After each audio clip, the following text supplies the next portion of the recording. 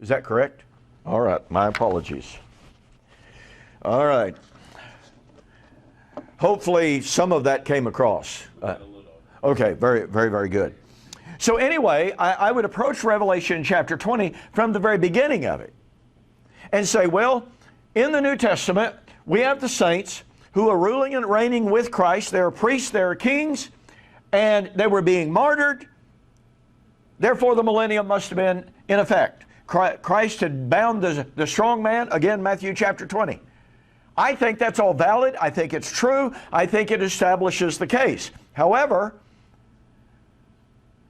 as I read these verses, I thought, well, wait a minute. We are unequivocally here talking about the end of the millennium.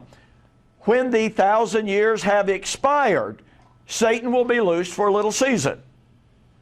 But look at the constituent elements here. We have the war. We have the coming of the Lord in chapter 20, 10 and following, with the judgment, followed by the new creation. Now, a little bit of a technical issue here on the Greek.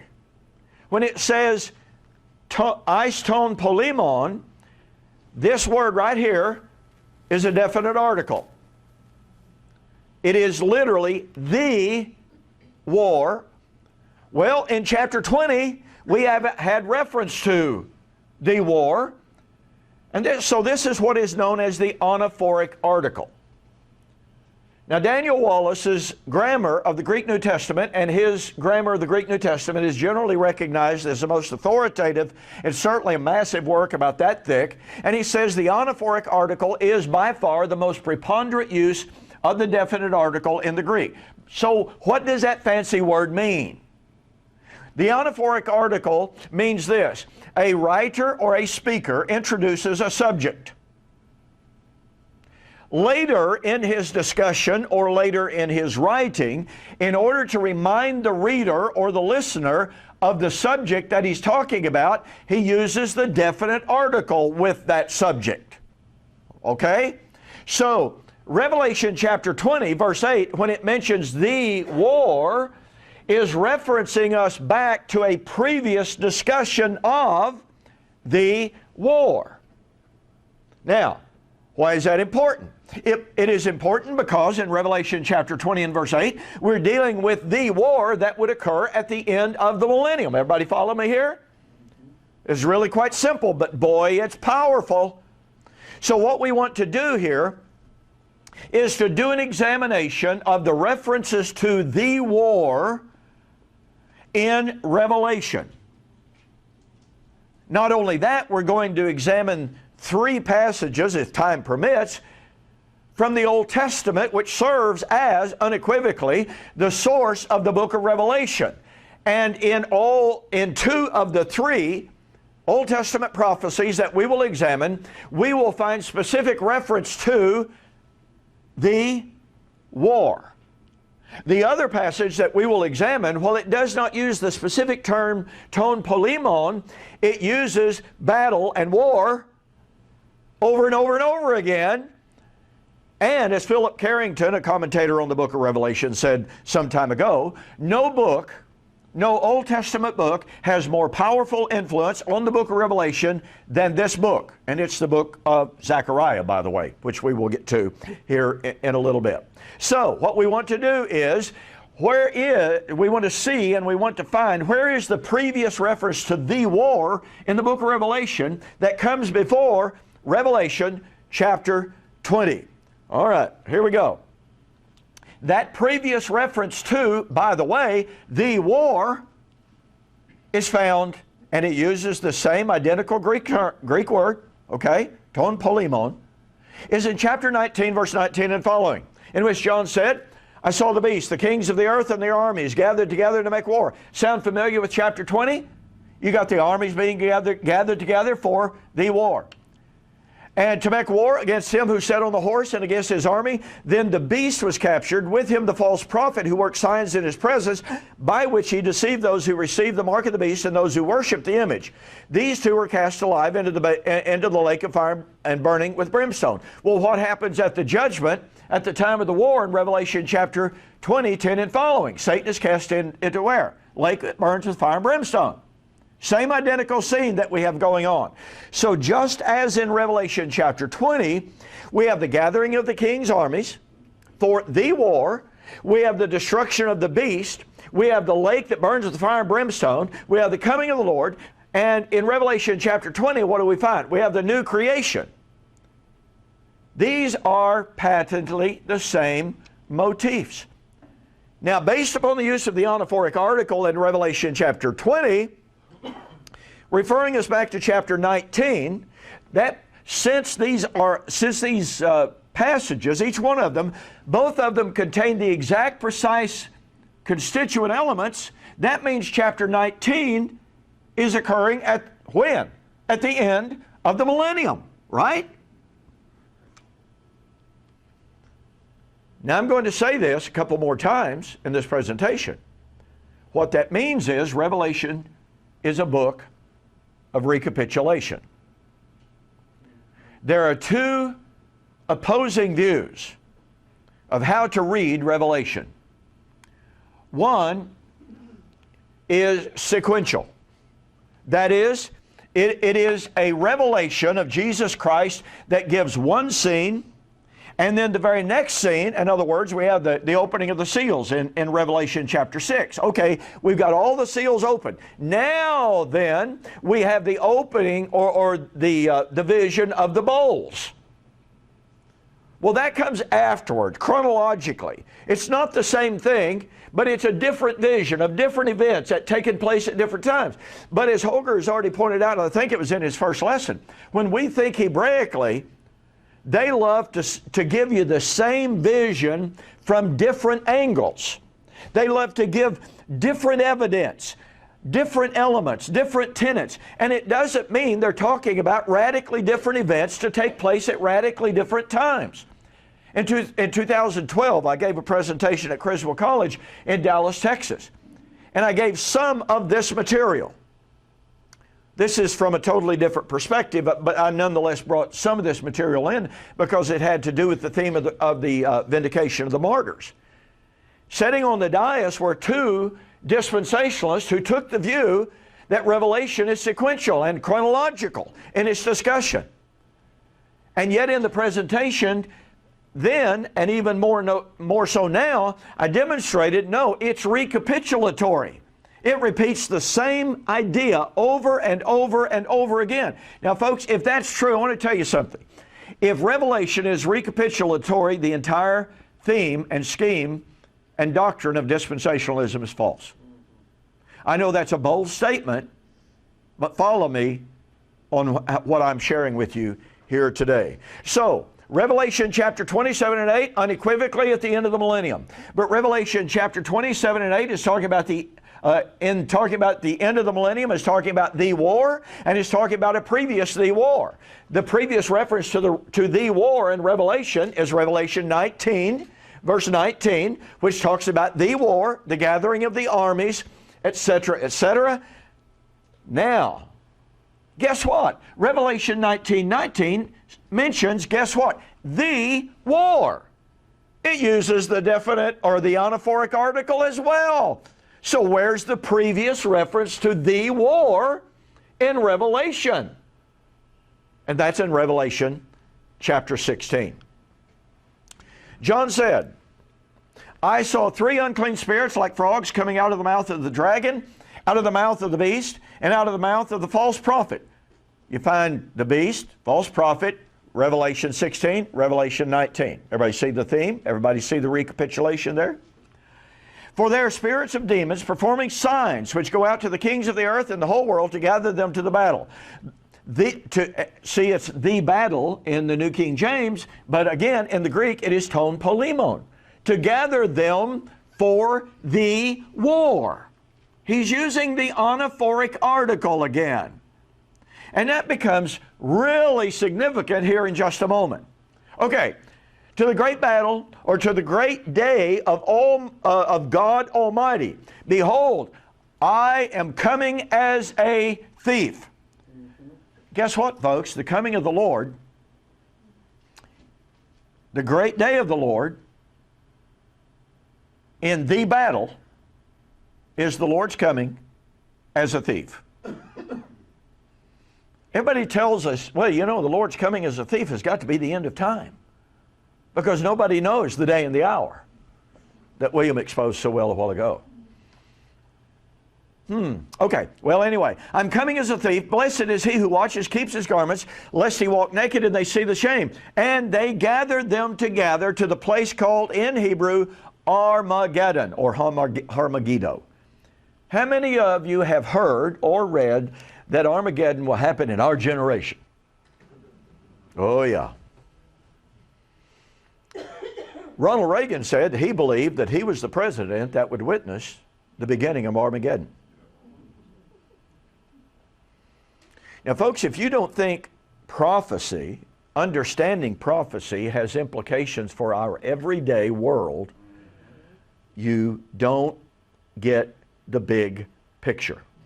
Anytime we have men sitting in positions of power and authority who believe we're in the last days and that they're the president of whatever country who's going to push the button for Armageddon, you think that's not relevant? You think that's not dangerous? Well, I'll stay off my soapbox here, but it's all related to the question of whether or not the nation that calls itself Israel remains God's chosen people. And it's all about covenant. It's all about covenant. Who are God's covenant people today? You have men like John Hagee standing up and saying, Israel does not need Jesus Christ. They've already got their covenant with Abraham. Good grief, that's horrible. Well, okay, sorry about that. Look at the constituent elements that we have in Revelation chapter 16, agreeing perfectly with Revelation chapter 19, agreeing perfectly with Revelation chapter 20. We have the gathering of the kings, we have the war, the exact phrase in the Greek, we have the beast and the prophet conspiring against Messiah. Now we have an added name which is not in chapter 19, not in chapter 20, but guess what? If it is the same, the war, that means chapter 16, since it's Armageddon, that means chapter 19 is Armageddon, and that means that Revelation 20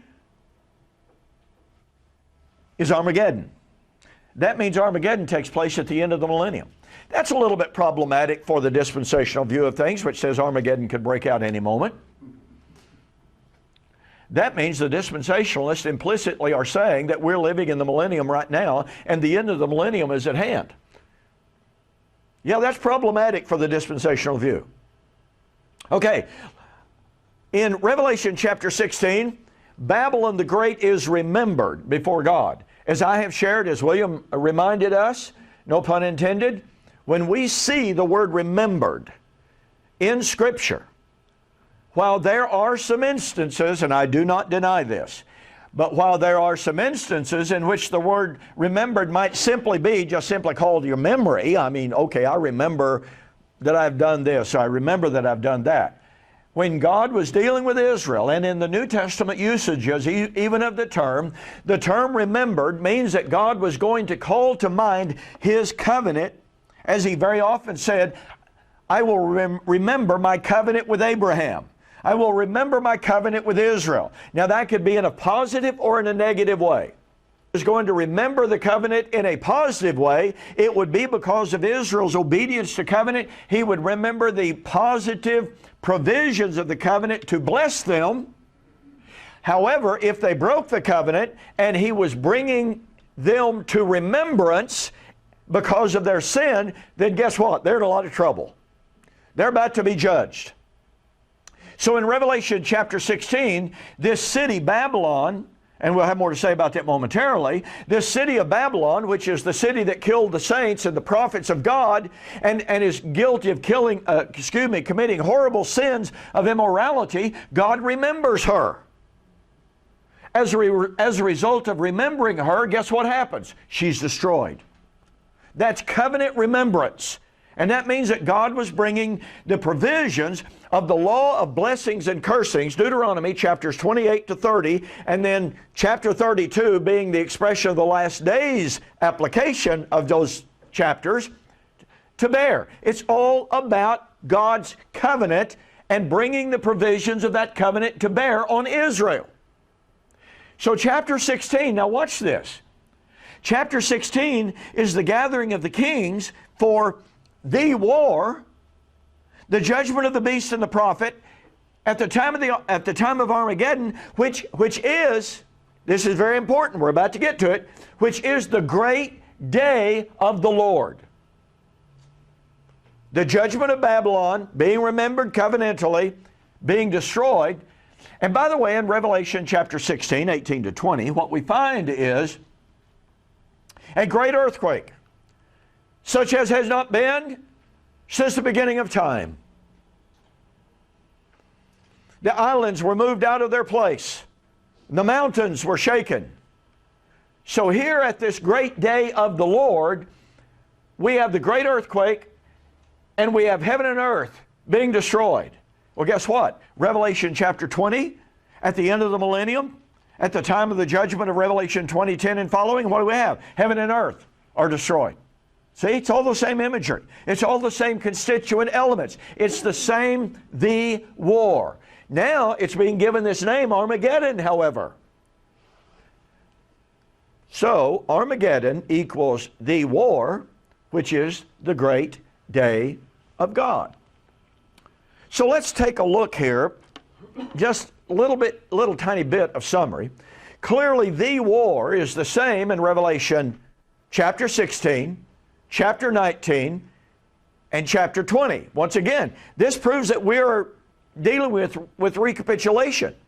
We find the gathering of the kings, we find the war, we have the destruction of the beast and the false prophet, we have the destruction of creation, and implicitly we have the new creation because it's the victory over the old creation.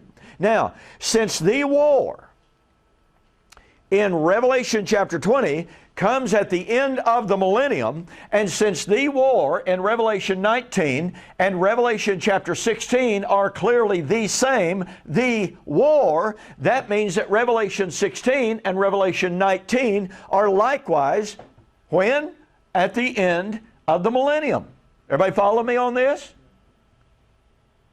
Once again, that demonstrates that Revelation is recapitulation.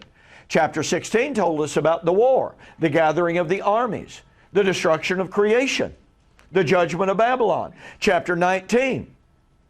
And by the way, these are just a few of the direct parallels of those constituent elements. If you pay very close attention, if you just get yourself a piece of paper, and you list the specific constituent elements in chapter 16, chapter 19, and chapter 20, the list of direct parallels is far greater than what I've given here. And it proves beyond a shadow of a doubt, these are in fact the same, the war. All right. So the point being, if we can identify the time and the framework for the war, then we can identify the time for the end of the millennium. Now, what would that mean? If you and I could determine definitively when number one, that the millennium has ended, what would that mean? Well, I want to tell you something. That would be some really, really good news. Get to that later. All right. The war in Revelation chapter 16 is Armageddon. Gathered them for the war to the place called Armageddon. Well, Armageddon, guess what, folks, was in the first century. I wrote a book some years ago entitled Blast from the Past, The Truth About Armageddon. I think William might have a copy of it back there, but you can order it. All right? Now watch this. Armageddon is also the time of the Great Tribulation. The connection between the war and Armageddon and the Great Tribulation is direct. Well, in Revelation chapter 7, John was given a vision of the 144,000.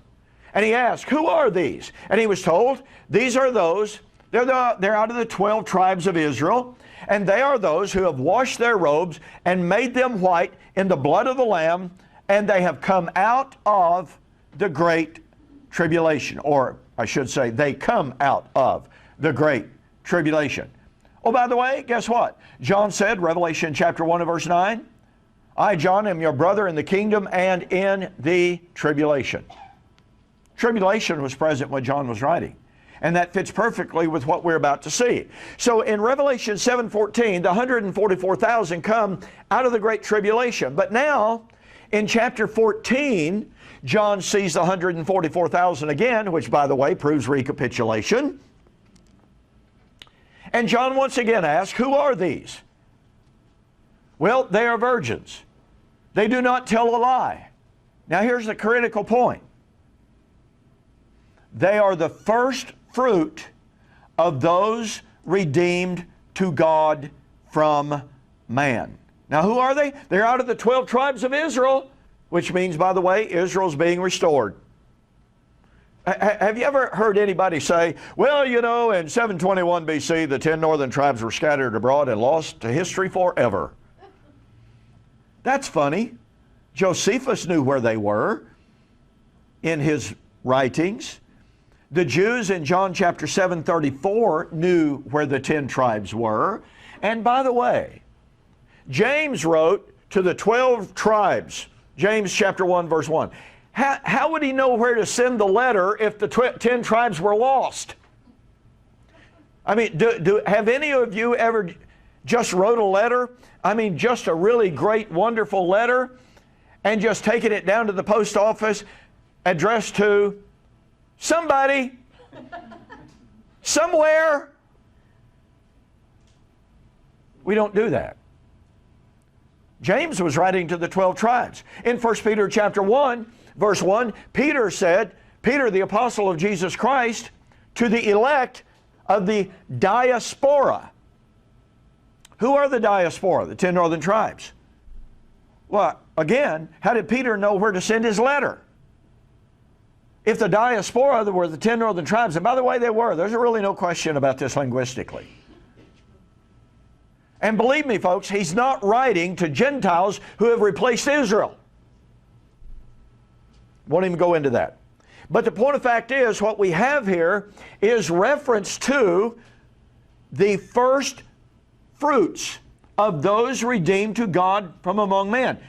Last week or the week before, I had a 2-hour YouTube debate with a guy named Zach Bauer. He's part of a new movement that they say they're Torah observant. They believe in keeping the law of Moses today. Okay? I'm talking the feast days, the Sabbaths, including animal sacrifices. I watched one of his videos and he said, well, you know, a lot of people recoil at the idea of animal sacrifices. And he said, it's kind of bloody, but really it's not all that bad. Well, the problem with that is he believes he is of the tribe, or one of the tribes of the 10 northern tribes. He specifically says he's of the tribe of Ephraim. Really? Where are those genealogical records to prove that? Why did Paul say twice, give no heed to genealogies? They render to nothing. They're not of any value. And yet here's a movement that's saying, well, I'm of the tribe of Ephraim. Number one, you couldn't prove that.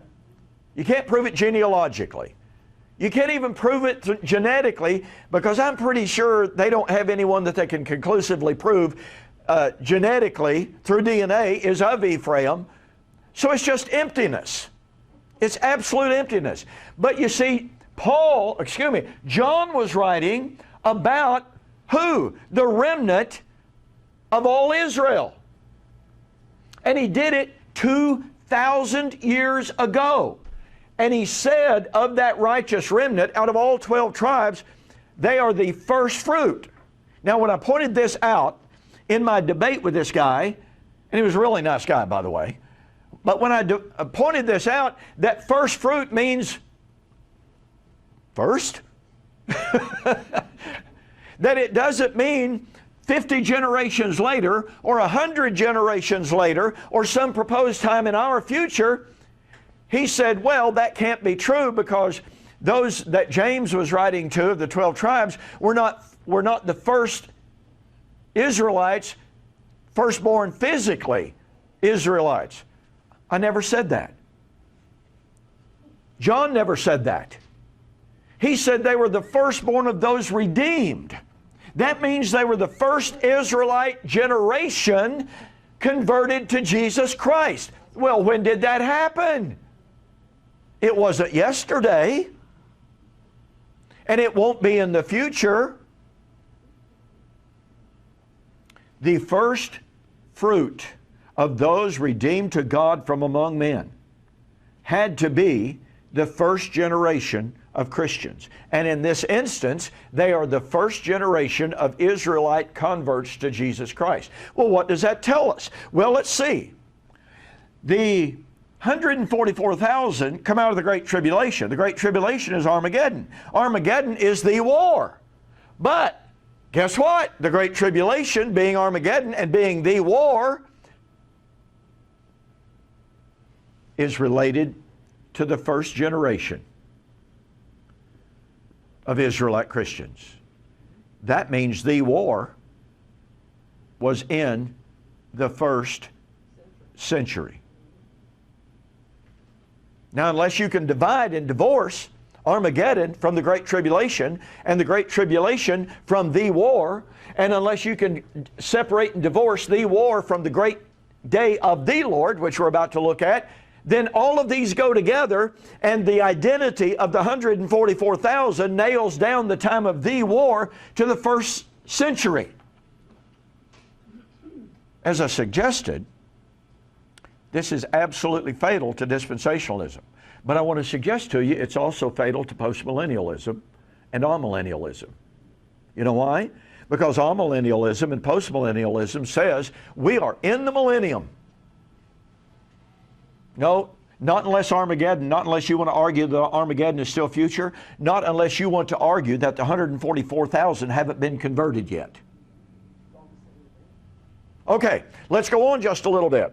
So, the final thought there, the Great Tribulation was in the first century, thus the war at the end of the millennium was in the first century. Now, look at this, because Revelation chapter 16 is the time of the outpouring of the bowls. These are the bowls of God's wrath. And by the way, this is such an incredibly important topic. Why? Because in the outpouring of the bowls of God's wrath, the measure of God's wrath would be completed. It would be filled up. Well, what would happen when God's wrath was completed? Man could enter into the most holy place. Revelation 15, verse 8. Man would be restored to the presence of God. My debate opponent, David Hester, in our debate in July of this year, said, you and I, when we die, we have to go to Abraham's bosom. And we have to wait until the end of time.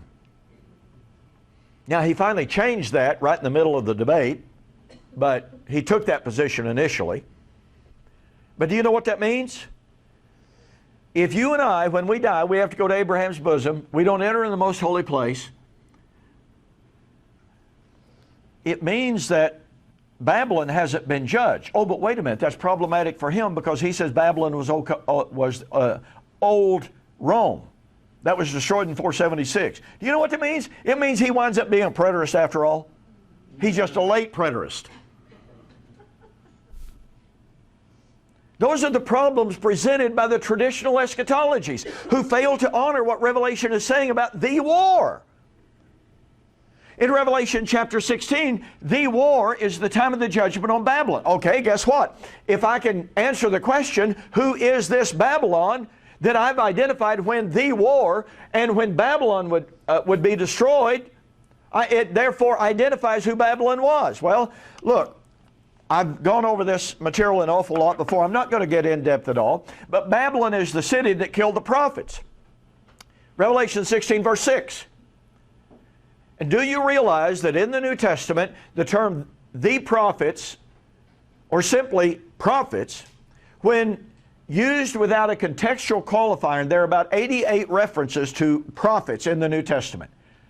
Unless there is a contextual qualifier identifying who those prophets are as New Testament prophets, for instance, 1 Corinthians chapter 12, Ephesians chapter 4, then the reference is invariably to Old Testament prophets. So what city killed the Old Testament prophets? Well, William answered that for us yesterday by pointing out that Jesus said in Luke chapter 13, 31 and following, it is not possible that a prophet perish outside of Jerusalem. Was Jesus speaking in some woodenly literalistic manner? No. What he was saying is, it is Jerusalem that is responsible for killing the prophets. Her and her alone. That's where the guilt for killing the prophets lies. Babylon is, quote, where the Lord was slain. Do I have to tell you where that was? Babylon is also the city guilty of shedding all of the blood shed on the earth, killing the apostles and prophets of Jesus, Revelation chapter 18, 20 to 24. And here's a really cool deal. In Revelation chapter 17, this great city is called the harlot. Now, you and I, when we see the term harlot, we may simply think of a sexually promiscuous, immoral woman. That is not the Hebraic way of thinking. Now, are there a few references in the Old Testament in which the term prophet is used of simply an immoral woman? Yes, there are. But those references are by far the minority use. And I would recommend a book to you entitled by an author by the name of Sebastian Smolars. And Sebastian Smolars has written a book, Hebraic Metaphor well, you'll just have to excuse me. I'm brain dead. I can get the title for you and the correct bibliographic reference. But Smolars, in this book, points out that both the Hebrew and the Greek term that are translated as harlot, all right, in the huge majority of cases, and the word is used over 90 times in the Old Testament, in the huge majority of times in the Old Testament, do you know what the word harlot actually meant? It meant a wife that violated the marriage covenant. Oh my goodness. If that doesn't force us to take a different look of the book of Revelation, I don't know what does. We cannot simply blithely wave our hand at the book of Revelation and say, oh, it's about Rome, or it's about the Roman Catholic Church, or as many people have told me, well, you were talking about America. No, we are talking about a city that was in a marriage covenant with Yahweh, but became unfaithful to that marriage covenant. Now look, go back to Hosea chapter 2. In the living parable of the prophet Hosea, who God told to marry a daughter of whoredoms. There's that problem of immorality. And in Hosea chapter 2, because she had, quote, played the harlot, unquote, now here's his wife, and she played the harlot, the Lord said, write her a bill of divorcement. I am not her husband, she is not my wife. Well, guess what? That left Judah and Benjamin married to Yahweh. You know what the book of Revelation is all about? It is the divorcement of Judah and Benjamin. Because here is the wife of Yahweh who is playing the harlot. You see, Yahweh had to divorce all 12 tribes so that He could recreate her in the image of His Son, the new creation, under a new covenant. And I could really get started on that. I develop a lot of it in that book that William mentioned a while ago. We shall meet Him in the air, the wedding of the King of Kings. Now watch this. She, that is Babylon, who is to be judged in the war, who is to be judged in Armageddon, who is to be judged at the great day of the Lord. Do you see all these terms are being used synonymously in Revelation 16? You got the war, you got Armageddon, and you got the great day of the Lord. All of them being used synonymously. Okay, we've already determined what Armageddon is all about. It's the first generation, the first century. Well, what about this great day of the Lord? Well, let's see. The great day of God Almighty is Armageddon, as we have just seen. It is likewise the war in Revelation 16, 13 to 16. So that what we have here is the war in Revelation 20 verse 8 is the war in Revelation 19 verse 9, which, 19, excuse me, that equals the war in Revelation 16, 13, that equals, guess what? The great day of the Lord. These are all synonymous terms. Well, okay, here we have reference to the anaphoric article, great day of the Lord. So where do we find the previous reference to the great day of the Lord in Revelation? We find it in Revelation chapter 6. Would you please go there with me? You've got to catch the power of this. I would like to have a long time to develop this, but I don't have. How am I doing on time, William?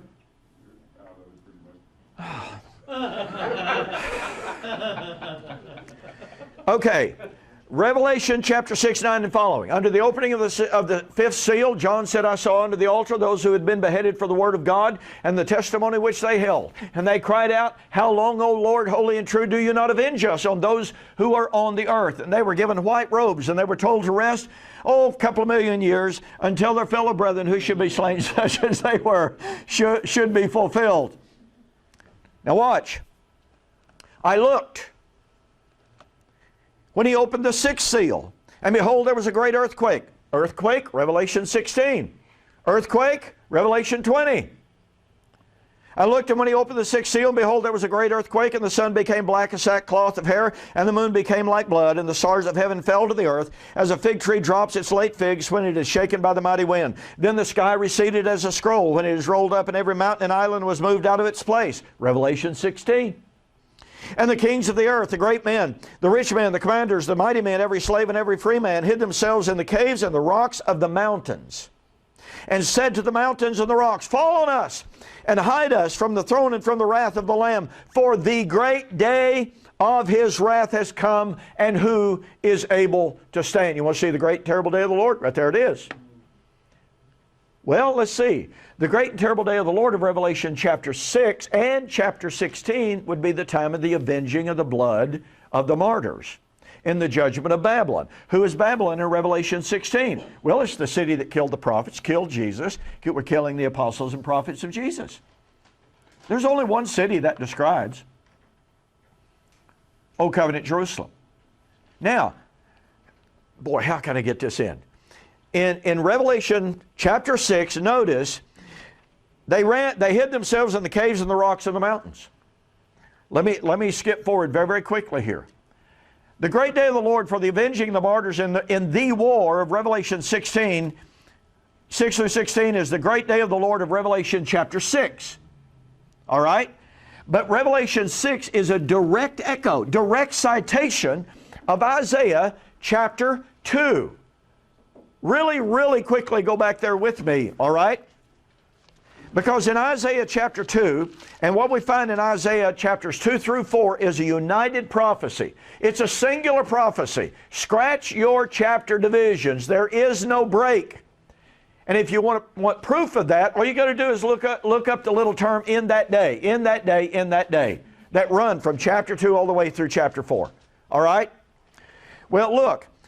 In Isaiah chapter 2, it is posited as in the last days, verse 2 and following. Well, what would happen in the last days? Verse 10, Enter the rock, hide in the dust from the terror of the Lord and from the glory of His majesty. The lofty looks of man shall be humbled, the haughtiness of men shall be bowed down, and the Lord alone shall be exalted in that day. For the day of the Lord of hosts shall come upon everything proud and lofty, upon everything lifted up, and it shall be brought down. Now, skip down with me to verse 19.